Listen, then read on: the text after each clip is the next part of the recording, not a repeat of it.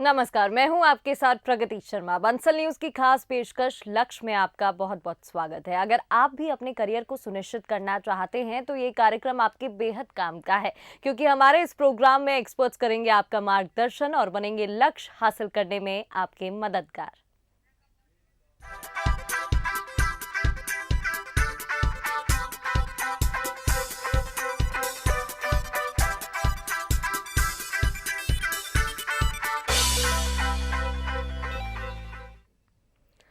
तो लक्ष्य में हम आपको ऐसे लोगों से मिलवाते हैं जो शिक्षा के क्षेत्र में बेहतर काम कर रहे हैं और स्टूडेंट्स के मन में करियर को लेकर चल रहे तमाम सवालों के जवाब देते हैं। चलिए आज के कार्यक्रम के खास मेहमानों से आपका परिचय करवा देते हैं। आज हमारे कार्यक्रम में ग्वालियर से मौजूद हैं भानु साहनी जी, जो मॉर्निंग स्टार स्कूल की प्रिंसिपल हैं, साथ ही उनकी स्टूडेंट दिव्यांका शर्मा। आप दोनों का बहुत बहुत स्वागत है इस कार्यक्रम में। भानु जी, सबसे पहले मैं आपके पास आना चाहूंगी। आपके स्कूल के बारे में सबसे पहले जानना चाहेंगे और आपके बारे में कितने सालों से स्कूल संचालित हो रहा है? Okay. Good afternoon, Pragati, first of all, and thank you so much for having us over here. And thank you to Bansal News Channel, जो आज मॉर्निंग स्टार स्कूल के एक मीडिएटर बना है पेरेंट्स और बच्चों के लिए। एंड आप लोगों ने हमें ये मौका दिया कि हम हमारे स्कूल का मिशन और विजन अपने पेरेंट्स तक पहुंचा सकें। Thank you so much. मेरा नाम भानु साहनी है एंड मैं आर्मी बैकग्राउंड से हूँ Pragati, and I have been travelling और अब ग्वालियर में पोस्टेड हैं फिलहाल हम लोग। मॉर्निंग स्टार स्कूल से मैं जुड़ी हूँ। मॉर्निंग स्टार स्कूल 1986 में बना था एंड पिछले 36 ईयर्स से it has been shaping the minds of beautiful children. Morning star school का एक मिशन है और एक विजन है। उसका विजन है कि वो बच्चों को पढ़ाई में हमेशा आगे लेके जाए और स्कूल को भी हमेशा ऊंचा रखे, बिल्कुल अपने नाम की तरह। और इसका मिशन है कि जब बच्चे यहाँ से निकलें तो सिर्फ पढ़ाई में अच्छे ना हो, लेकिन एक अच्छे इंसान बन के निकलें। मॉर्निंग स्टार स्कूल में हम यहाँ पर बच्चों को एकेडमिक्स से लेकर personality development, career counselling, soft skills, core values जो बहुत इंपॉर्टेंट है, इमोशनल क्वोशंट, ये सब चीज़ें सिखाते हैं। बिल्कुल, तो स्कूल का जो भी मिशन और विजन है, इससे कहीं ना कहीं बच्चों को ओवरऑल डेवलपमेंट में काफ़ी मदद मिलती होगी। दिव्यांका, आपके पास मैं आना चाहूँगी, अपना इंट्रोडक्शन दीजिएगा। स्कूल में किस तरीके से पढ़ाई में आपको मदद मिलती है, साथ ही कौन सी क्लास में है, क्या कुछ सब्जेक्ट्स हैं आपके पास? जी। गुड आफ्टरनून मैम, मेरा नाम दिव्यांका शर्मा है। मैं मॉर्निंग स्टार स्कूल में क्लास 12th की स्टूडेंट हूँ। मैं इस स्कूल में अपनी क्लास फर्स्ट से पढ़ रही हूँ और मैं एक PCM साइंस स्ट्रीम की स्टूडेंट हूँ। मैं मैथ्स, केमिस्ट्री एंड फिज़िक्स पढ़ती हूँ। मेरे पास इंग्लिश एंड फिज़िकल एजुकेशन भी है एज अ सब्जेक्ट। जी, स्कूल की अगर हम बात करें तो क्या सिलेबस में आपको मदद मिलती है? क्योंकि देखिए मैथ्स के आप स्टूडेंट हैं, कहीं ना कहीं कंपटीशन की भी साइड बाय साइड आजकल बच्चे तैयारी कर रहे होते हैं। क्या कुछ टेस्ट सीरीज प्रोवाइड करवाई जाती है? कितनी हेल्प मिलती है, इसके बारे में जानकारी दीजिए। जी, हमारा स्कूल मुझे जैसे कंपटीशन की तैयारी अगर मैं करती हूँ तो पूरी तरीके से मेरी मदद करता है। वो मुझे मॉक टेस्ट प्रोवाइड करवाता है, डाउट क्लियरिंग सेशंस होते हैं और हम लोगों को सैम्पल पेपर्स दिए जाते हैं। हम लोग की हर चीज़ में हेल्प करी जाती है और टीचर्स हर टाइप के डाउट को सॉल्व करने के लिए हमेशा रेडी रहते हैं। बिल्कुल। भानु जी, आपके पास आना चाहूँगी। मैम, एक स्कूल में हर तरीके का बच्चा आता है। कोई काफ़ी ज़्यादा पढ़ने में अच्छा होता है, कुछ बच्चे वीक होते हैं, अच्छे से उतना लर्न नहीं कर पाते या उतनी जल्दी कैच नहीं कर पाते हैं। किस तरीके से डील किया जाता है सब बच्चों के लिए? कोई क्लासेस स्पेशल बनाई जाती है, एक्स्ट्रा क्लासेस भी जैसे कि हम देखते हैं कुछ स्कूल में होती हैं, वैसा कुछ है क्या? बिल्कुल प्रगति। पहले तो मैं दिव्यांका के क्वेश्चन को थोड़ा सा कंप्लीट करना चाहूँगी। जी, बिल्कुल। स्कूल में जो मॉक टेस्ट जिसकी आप भी बात कर रहे हैं, मॉक टेस्ट हम देते हैं और उस मॉक टेस्ट में सिंपल ये नहीं है कि एक सैम्पल पेपर हमने दिया और उसको बच्चों ने सॉल्व करा। ये मेरे जो टीचर्स हैं, जो यहाँ की फैकल्टी है, पिछले 10 ईयर्स के पेपर्स को स्टडी करते हैं और उन 10 साल के पेपर्स को स्टडी करके टॉपिक वाइज पेपर्स को बनाते हैं बच्चों के लिए। अब हम जब मॉक टेस्ट देते हैं प्रगति, तो मॉक टेस्ट में इंश्योर करते हैं कि बच्चों को same discipline, same time, same setup provide करें, ताकि बच्चे जब बोर्ड एग्जाम्स में बैठे या किसी भी कॉम्पिटिटिव एग्जाम में बैठे तो उनको प्रॉब्लम ना हो। अब हम बात करते हैं अलग अलग तरह के बच्चों की। मैंने आपको बताया कि मैं आर्मी बैकग्राउंड से हूँ, तो मैंने बहुत तरह के स्कूल्स देखे हैं और बहुत विभिन्न विभिन्न प्रकार के बच्चे भी देखे हैं। कहीं बहुत इंटेलिजेंट, कहीं बिल्कुल इंटरेस्टेड नहीं है। वही चीज़ मैंने जो दूसरे स्कूल्स में सीखी है, मैं मॉर्निंग स्टार स्कूल में आके वही चीज़ को इम्बाइब कर रही हूँ, उसी चीज़ को यूज़ कर रही हूँ। तो मेरे बच्चों के लिए यहाँ पर मॉक टेस्ट सीरीज़, सीनियर बच्चों के लिए, छोटे बच्चों के लिए मैं 10,000 रूल को अप्लाई कर रही हूँ। ओलंपियाड की प्रैक्टिस करवा रहे हैं हम लोग यहाँ पर टीचर्स मिलकर, एंड साथ ही ब्रिज कोर्स, जो हमेशा अभी हमने देखा है कोविड आ गया है तो बच्चे वीक हो गए हैं लिखने में, पढ़ने में, उनका इंटरेस्ट लूज हो गया है, तो हम एक ब्रिज कोर्स करवाते हैं जिसमें जो इम्पोर्टेंट टॉपिक्स हैं उनको पिक करते हैं, उन टॉपिक्स के ऊपर ब्रीफिंग दी जाती है और उसके आगे फिर आगे का कोर्स करवाते हैं। बिल्कुल। जब हमारा ब्रिज कोर्स एक चीज़ है, उसके अलावा हम रेमेडियल क्लासेस करवाते हैं जिसमें वीक बच्चों के सेक्शंस को डिवाइड करते हैं मॉर्निंग में, एंड जो एक्स्ट्रा टॉपिक्स होते हैं जो हमें लगता है कि ये बच्चे को ज़्यादा ज़रूरत है उस पर वर्क करने की, वो करवाया जाता है। कुल मिलाकर सब बच्चों पर पूरा ध्यान दिया जाता है जिससे कि वो अच्छा स्कोर कर सकें, जो विजन भी है यहाँ पर और मिशन भी है। दिव्यांका, आपके पास मैं आना चाहूँगी। मैम ने भी कोरोना का जिक्र किया है, बहुत ही डिफ़िकल्ट टाइम वो रहा है। यहाँ पर देखिए ऑनलाइन मीडियम जो था उसका कहीं ना कहीं इंट्रोडक्शन हुआ बच्चों के बीच में। ऑफलाइन और ऑनलाइन में आप क्या डिफरेंस देखती हैं, कौन सा आपको बेटर लगता है? और इस टाइम में क्योंकि आप काफ़ी समय से इसी स्कूल में पढ़ रही हैं, तो कितनी हेल्प स्कूल द्वारा की गई? जी। कोविड के टाइम पे हम लोगों को जब ऑनलाइन मोड से पहली बार इंट्रोडक्शन करवाया गया तो स्टार्टिंग में हम लोगों को काफ़ी प्रॉब्लम्स आ रही थी, लेकिन मेरे स्कूल के टीचर्स ने मेरी पूरी हेल्प करी और हम सारे स्टूडेंट्स की पूरी हेल्प करी और हमको उससे फेमिलियर करवाया। ऑनलाइन मोड में उन्होंने हर चीज़ में हमारी हेल्प करी है। मुझे कभी भी ऐसा नहीं लगा कि मैं ऑनलाइन में बैठी हूँ या ऑफलाइन में बैठी हूँ। हमेशा क्लास का जो डेकोरम था वो मेंटेन किया जाता था और टीचर्स हर चीज़ में हेल्प करते थे और हर चीज़ में हमारी हेल्प की जाती थी प्रॉपरली। हर चीज़, हर डाउट तब भी सॉल्व किया जाता था उसी तरीके से। दिव्यांका, आपका कौन सा फेवरेट है?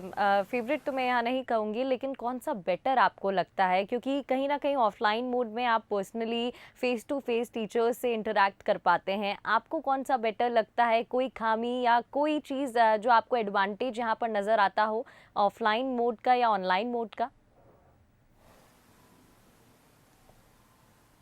जी, ऑफलाइन मोड और ऑनलाइन मोड के अपने अपने फ़ायदे और नुकसान हैं।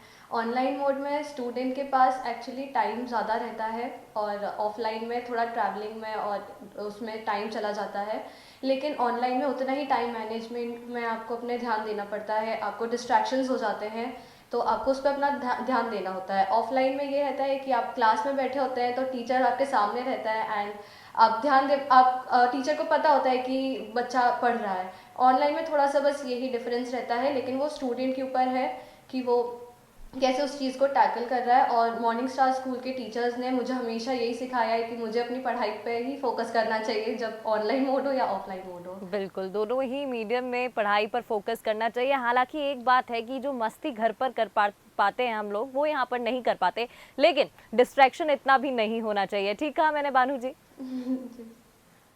भानु मैम, आपसे यहाँ मैं ये जानना चाहूँगी, आपने बताया बिल्कुल आपने आर्मी सही कहा। बैकग्राउंड आपका रहा है, तो डिसिप्लिन की आपके जीवन में क्या भूमिका रही है और आपके स्कूल में किस तरीके से बच्चों में वो पास ऑन किया जाता है?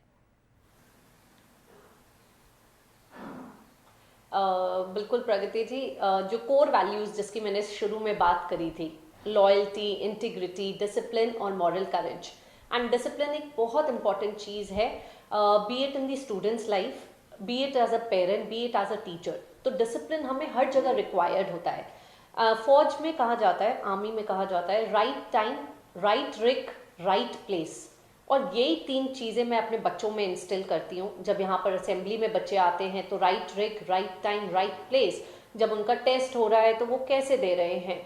मैं लॉयल्टी बच्चों को सिखाती हूँ, मॉरल करेज सिखाते हैं हम लोग यहाँ पर। जब मॉरल करेज की बात आती है तो मैं बच्चों को बोलती हूँ कि बेटा, if you don't know the answer, नहीं आता बोल दो, पर झूठ नहीं बोलना है। तो वो मॉरल करेज, उसको एक्सेप्ट करो, डिनायल मोड में मत जाओ।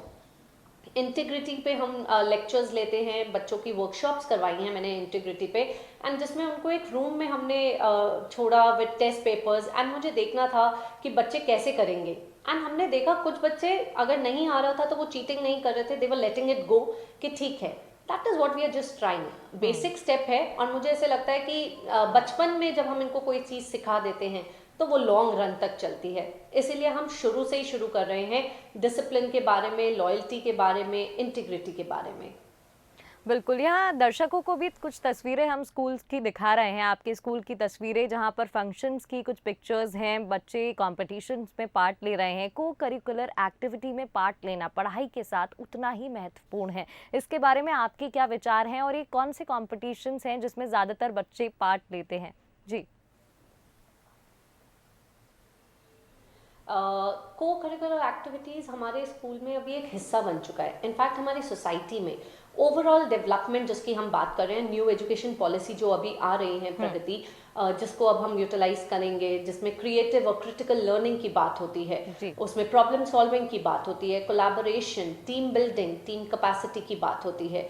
तो वो सारी क्वालिटीज़ हम हमारे बच्चों में यहाँ इंस्टिल कर रहे हैं थ्रू को करिकुलर एक्टिविटीज़। तो पढ़ाई भी करवा रहे हैं एंड को करिकुलर एक्टिविटीज़ भी करा रहे हैं। को करिकुलर एक्टिविटीज़ में बहुत सारे हैं। छोटे बच्चों की बात करूं तो मैं ड्राइंग करवाते हैं हम लोग, एस्से कॉम्पिटिशन्स करवाते हैं। फिर थोड़ा सा लेवल अगर ऊपर जाता है तो हम डिबेट कॉम्पिटिशन्स पे आते हैं, एक्सटेम्पोर्स पे आते हैं। उससे बड़े अगर हम बड़े बच्चों की बात करें 11th-12th, तो उनके लिए इम्पॉर्टेंट है उनके करियर। तो हम करियर काउंसलिंग करवाते हैं, मॉक इंटरव्यूज़ करवाते हैं, जीडी करवाते हैं जिसमें ग्रुप डिस्कशंस का उनका पैनल बनाया जाता है, MUN में पार्टिसिपेट कराते हैं बच्चों को। तो हम लोग करिकुलर प्लस को करिकुलर एक्टिविटीज़ को बिल्कुल बैलेंस करके चल रहे हैं, जिससे बच्चे को ये फील ना हो कि जब मैं सोसाइटी में बाहर गया तो मेरे स्कूल ने मुझे एकेडमिक्स में तो बेस्ट बना दिया लेकिन बाकी सब चीज़ों में पीछे रह गए। तो वो हैं। और जो तस्वीरें अभी आप देख रहे हैं उसमें बच्चे साइंस के प्रोजेक्ट्स में बहुत खुश होके करते हैं। केमिस्ट्री के जो उनको प्रोजेक्ट्स होते हैं उनको बहुत मज़ा आता है, फिजिक्स के प्रैक्टिकल्स में मज़ा आता है। एंड फेयरवेल अभी ऑर्गेनाइज किया गया था हमारे क्लास 12th के बच्चों के लिए, जिसमें हर बच्चे ने बढ़ चढ़ कर हिस्सा लिया था। बिल्कुल दिव्यांका, आपसे मैं जानना चाहूँगी, कहीं ना कहीं आपके पास प्रेशर काफ़ी ज़्यादा रहता होगा क्योंकि सिलेबस हमें पूरा करना होता है, अभी एग्ज़ाम्स भी करीब हैं। कितने घंटे आप अपने पढ़ाई को देती हैं? और क्योंकि को करिकुलर एक्टिविटीज़ में पार्ट लेना उतना ही इम्पोर्टेंट है, तो बैलेंस कैसे बनाती हैं आप? जी। मैंने जैसे अपनी तैयारी क्लास 12th की स्टार्टिंग से ही कर दी थी, तो मैं एक टाइम टेबल को मैनेज करके चलती हूँ। मैंने एक शेड्यूल बना रखा है, मैं उसी को फॉलो करती हूँ और मैं स्टार्टिंग से ही इस सेशन की 7 to 8 आवर्स मिनिमम पढ़ाई का मेंटेन करके चलती हूँ। बिकॉज 12th में सिलेबस वास्ट होता है एंड टफ भी होता है, तो मेरे को अपना सिलेबस में कंप्लीट करने के लिए एक टाइम टेबल मेंटेन करके रखना पड़ता है, जिसको मैं करके रखती हूँ। लेकिन वो उस टाइम टेबल के साथ साथ बीच में ब्रेक भी लेती रहती हूँ, और ये मैंने मॉर्निंग स्टार्स स्कूल से ही सीखा है। हमारे टीचर्स हमको हमेशा टाइम मैनेजमेंट के साथ साथ ये ज़रूर सिखाते हैं कि शेड्यूल के बीच में ब्रेक लेना बहुत ज़रूरी है, वरना एग्जॉस्ट हो जाते हैं और हम जितना हमने पढ़ा होता है, जो हमने फोकस किया होता है, हम वो सब भूल जाते हैं और उसका कोई हमें प्रोडक्ट निकल के नहीं मिलता है। बिल्कुल बिल्कुल, इसलिए ब्रेक लेना भी बहुत ज़रूरी है क्योंकि ब्रेन को आराम की भी ज़रूरत है। मैम, आपसे मैं जानना चाहूँगी, यहाँ अभी दिव्यांका ने बताया कि टाइम टेबल वो फॉलो करती हैं, आपका क्या सोचना है? क्या बच्चों को टाइम टेबल के हिसाब से ही चलना चाहिए क्योंकि अभी एग्ज़ाम करीब हैं, कहीं ना कहीं प्रेशर ज़्यादा होता है कि इतना टॉपिक हमको भाई कंप्लीट करना ही करना है, ऐसे में टाइम टेबल बनाना ज़रूरी है और टाइम मैनेज करना तो ज़रूरी है। इन सब के बारे में आपका क्या सोचना है, क्योंकि कई स्टूडेंट्स ये प्रोग्राम देख रहे होंगे? जी। प्रगति, पहले तो मैं बच्चों से ये कहना चाहूँगी, एक सिंपल सा दोहे की एक लाइन याद आ रही है आपसे बात करते हुए, मन के हारे हार है, मन के जीते जीत। तो अगर बच्चे ने defeated mind will always capture defeat and the successors mind will always win. अगर अपने आप में बच्चे ने सोच लिया है कि वो हार जाएगा, डिफीट हो जाएगा, नहीं कर पाएगा, तो वो हारेगा। लेकिन जिस दिन बच्चे ने ठान लिया कि मैं ये कर सकता हूँ, मेरे से अचीव हो सकता है, उस दिन वो बच्चा बहुत आगे जाएगा। एंड बच्चा क्यों, हम भी। बिल्कुल। जिस दिन हमने गिव अप नहीं करा, हम भी आगे जाएंगे। और जहाँ पे टाइम मैनेजमेंट की बात करी है, दिव्यांका ने बहुत अच्छा बोला है कि मॉर्निंग स्टार स्कूल में हम लोग एक्टिविटीज़ एंड स्टडीज़ में इक्वल ब्रेक देते हैं। एक्चुअली हम मॉर्निंग स्टार स्कूल में पोमोडोरो की एक टेक्निक है जिसको बोला जाता है, जिसमें बोलते हैं कि 1 घंटे से ऊपर आपको पढ़ना नहीं है। 1 घंटे के बाद, वैसे तो विद इन 1 आवर बोला जाता है कि विद इन 1 आवर एक पीरियड 25 मिनट्स का रिलैक्सेशन होना बहुत ज़रूरी है। अगर आपको स्ट्रेस से रिलैक्स होना है, अगर आपको पढ़ाई को कंटिन्यू वे में करना है, अगर आप चाहते हैं कि आपका फोकस बना रहे, तो आपको ब्रेक लेना ज़रूरी है। एंड जो प्रेशर की आप बात कर रहे हैं ना प्रगति, जनरली बच्चे प्रेशर कब लेते हैं? वैसे तो आजकल pressure is from the society, from the parents, from the teachers, everybody is pressurising. हर बंदा, हर इंसान, सोसाइटी हमें प्रेशर में डाल रही है। और प्रेशर सिर्फ तब आता है स्पेशली पेरेंट्स की तरफ से जब हम ना रियलाइज़ नहीं कर पाते कि हमारे बच्चे का एक्चुअल गोल क्या है। तो अगर आपको प्रेशर को हटाना है, सबसे पहले रियलिस्टिक गोल बनाइए लाइफ में। ज़रूरी नहीं है कि आपका बच्चा या सब बच्चे एक बराबर हो, कोई 19-20 होगा ही होगा, थोड़ा सा आगे थोड़ा सा पीछे। लेकिन अगर वो बच्चा पढ़ाई में अच्छा नहीं है, हो सकता है कहीं और अच्छा हो। आप अपने बच्चे को डॉक्टर बनाना चाहते हैं, आपका बच्चा आर्मी ज्वाइन करना चाहता है, तो प्रेशर तो ऑटोमेटिकली आएगा ही आएगा। तो प्रेशर को रिलीज करना है तो सबसे पहले अपना एम समझो, अपना पैशन समझो। और जब अपना पैशन समझ गए हैं तो मैं रिक्वेस्ट करती हूँ आपके माध्यम से, बंसल न्यूज़ के माध्यम से जी। सारे पेरेंट्स को, कि जब बच्चा आपका एक पैशन, एक डेडिकेटिंग वे में काम कर रहा है तो उसकी मदद कीजिए, उसका सपोर्ट सिस्टम बनिए, उसको डांटिए नहीं। उसको गलत रहा, आपको लग रहा है कि ये वो बच्चा कर सकता है, पर उस बच्चे को अपनी क्षमता पता है, आप पुश कीजिए, लेकिन उतनी हिम्मत तक कीजिए, उतनी लिमिट तक कीजिए जहाँ तक आपका बच्चा एक्सेल करे। जब आपका बच्चा स्ट्रेस में आके कुछ गलत कदम उठाए या डिप्रेशन में चला जाए, या उसको लगे कि मैं अपने लिए नहीं अपने पेरेंट्स के लिए ये काम कर रहा हूँ, उस दिन उसका पैशन मर जाएगा और वो स्ट्रेस में चला जाएगा। मॉर्निंग स्टार स्कूल में हम बच्चों के टैलेंट को पहचानते हैं, पेरेंट्स की ओरिएंटेशन करते हैं, पेरेंट्स के साथ इंटरैक्शन करते हैं, ताकि हम पेरेंट्स को समझा सकें कहाँ पर हम गलत हैं, कहाँ पर वो गलत है, और कहाँ पर हमें मिलजुल कर काम करना है। तो टाइम मैनेजमेंट और स्ट्रेस हमेशा साथ चलते हैं। बिल्कुल, बिल्कुल ठीक कहा आपने यहाँ पर मैम। दिव्यांका, आपसे मैं जानना चाहूँगी, सबसे पहले तो आपका लक्ष्य क्या है? कैसे निर्धारित करती हैं उसे? जी, मेरा लक्ष्य अभी अपने 12th में अच्छे मार्क्स लाना है और उसके बाद आगे एक अच्छे कॉलेज में अपनी सीट को सिक्योर करने का सपना है अभी तो।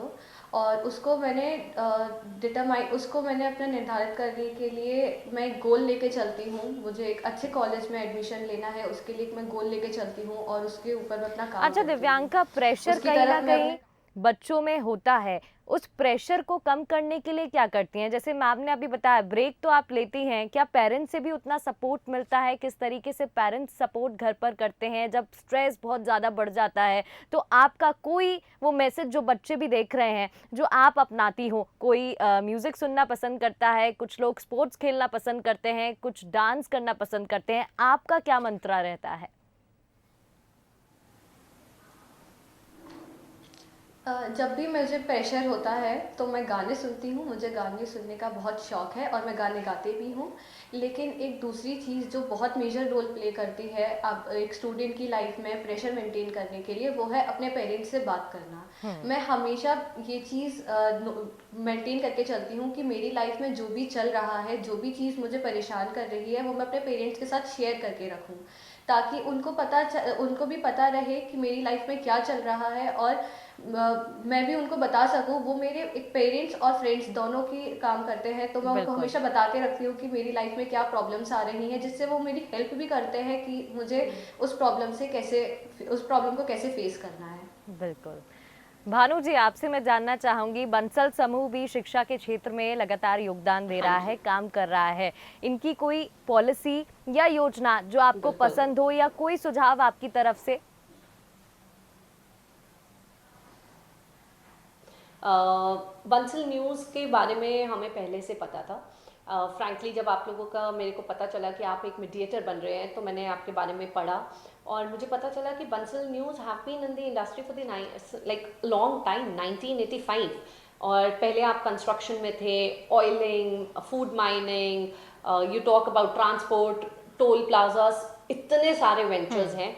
एंड जो एक बड़ा वेंचर जो अभी हमें पता चला था, जो अभी न्यूज़ में था, कमलापति रेलवे स्टेशन भोपाल का, जी। बहुत ही अच्छे से रेनोवेट हुआ है, वो रिकंस्ट्रक्ट हुआ है।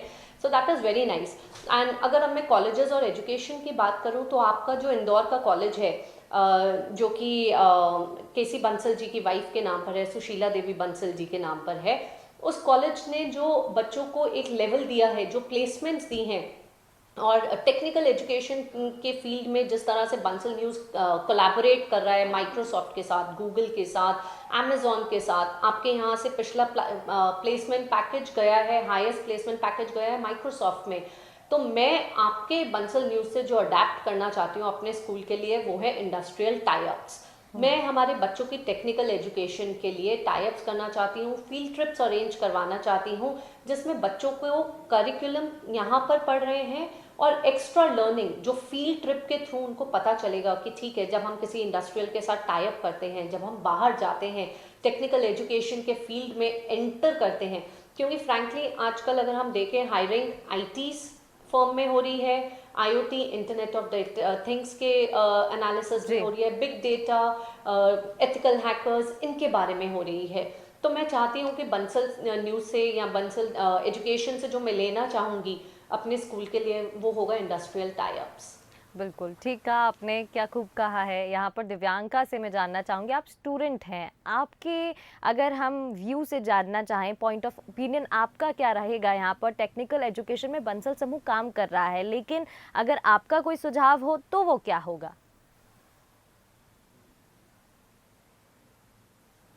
जी, मैंने भी बंसल न्यूज़ के बारे में जब पढ़ा, जब मैंने जाना, मेरी मैम ने मुझे बताया, तो मुझे पता चला कि बंसल न्यूज़ का काफ़ी अच्छी कंपनीज़ के साथ टाई अप्स है, काफ़ी अच्छे इंस्टीट्यूट्स के साथ टाई अप है और उनका जो कॉलेज है उसका बहुत अच्छा प्लेसमेंट गया है।